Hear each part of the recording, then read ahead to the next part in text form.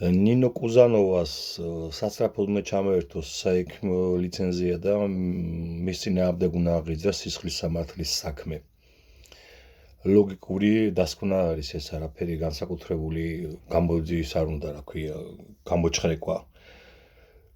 გორში გუშინ ნაცემი ბიჭი სასტიკად რო გვემეს ათზემეთმა პოლიციელმა გადმოიყვანეს ვივამედის კლინიკაში. ანუ იქ იყო. მართალია კუზანოვამ გაიკირვა დასცინა პირდაპირ პატიმარს, ჩემთან საიდან მოიყვანესო, თბილისიდან გორამდეო, უამრავი კლინიკაა და რაღა მაინდა-მაინც ჩემთან მოიყვანესო. ეს ექიმი ამბობს ამას. აი, ამას თავი გავანებოთ. მერე როგორც გაირკვა, გაწერეს ეს ბიჭი იმავე საღამოს სახლში და ღამით დაეწყო ტვინის შეკევის ნიშნები და უამრავი პრობლემა, რა ვიცი. კი რაღაც შემოაკვდათ ხელში და გადმოიყვანეს მერე ისევ თბილისის პირველ საუნივერსიტეტო კლინიკაში, ოჯახმა.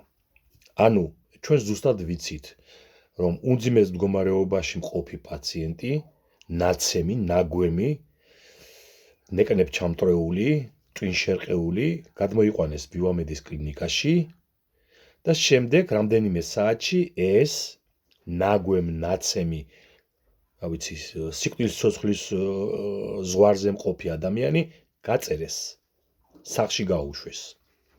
და ღამე გახდა ცუდად და შემდეგ იძულებული იყო ოჯახი ისევ მისი ჰოსპიტალიზება მოეხდინათ.